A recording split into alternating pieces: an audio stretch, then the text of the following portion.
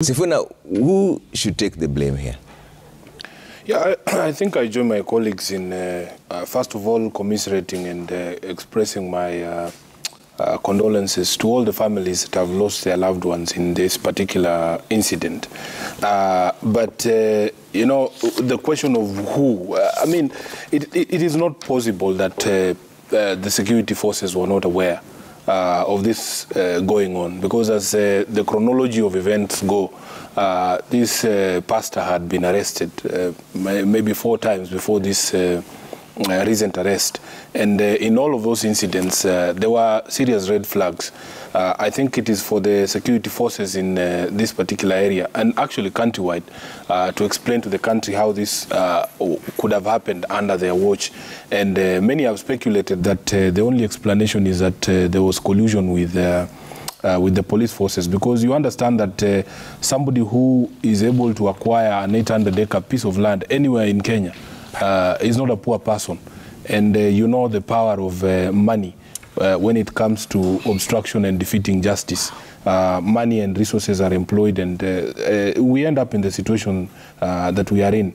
Number 2, the other reason why I believe it is not possible that anyone knew about this is just look at how far and wide the victims are spread. People coming all the way from Nigeria, from Tanzania, from as far as you know, other countries and places from Western Kenya.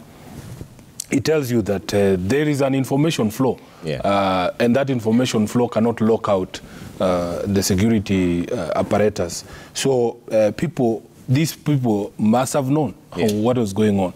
But you need to understand that there is a very toxic relationship between even religious institutions and public authorities and even politicians. Because for me, I have seen many of these religious groups, some of the so-called churches, they use political blackmail actually.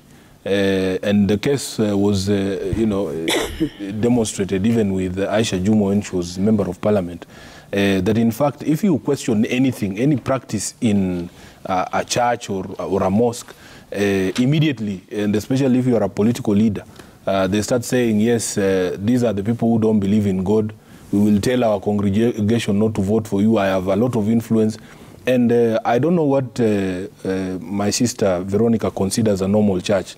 Because, Trevor, if you see the things that are going on in these churches, it is only a matter of time before we end up at Shakahola.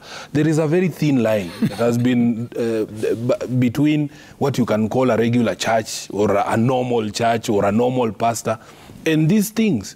I am a Catholic, so we are a bit reserved. Some of the things we see on TV, they don't make sense to us. Because yesterday in the Senate, I was trying to explain that there are standards of leadership in the church that have been set in the book of Timothy. You cannot be a person who loves money. So if the entire service, you are running a pay bill and M-Pesa till number, shouting at people, you know, and the gospel of prosperity. The gospel of prosperity. You know, it is a problem. It is a red flag, which is why yesterday when the debate was on the floor, I agreed with the colleagues who are suggesting that, in fact, we need to audit all the religious institutions that are already operating so that we understand what sort of religious doctrine is being preached in some of those places. And we have said that we will not be afraid to say that some of these people have been emboldened by the unholy alliance between state power and church. Veronica has taken my constitution, but I think it's Article 2 there that says that Kenya shall be, there shall be no state religion in this country. That unholy union creates the environment where people feel that they enjoy the protection of the state, that yes, they have been, to use social media terms, verified by the powers that be. And we said that if you have ever promised rain, for instance, without the backing of science, you embolden people like this.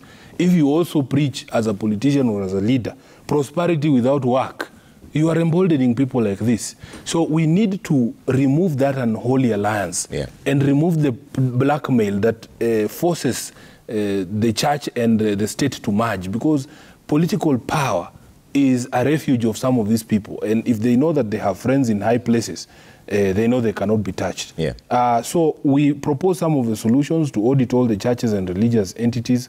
Trevor, we are also concerned that it is possible that people who have committed other crimes might, for nefarious reasons, use this as an excuse to load all these bodies that are being exhumed in Shakahola on this pastor. And of course, the blackout of the media does not help because in this country we also have a problem of extrajudicial killings. And when you hear the accounts that some of these bodies that are being exhumed are not necessarily victims of starvation, some have been strangled, others have been killed using blunt objects, there is a problem there. There is a problem there, and we need that there be proper transparency, so that people don't sneak in other crimes and then just claim that these are all Mackenzie's victims.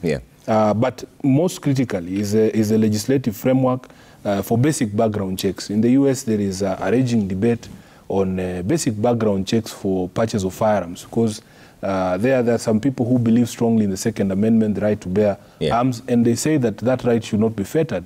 But if you see this sort of mass shootings that continue to happen in the US, there is a conversation now of, yes, you have this right, but look at the damage that it is doing. So even for us, there is a right and freedom of worship.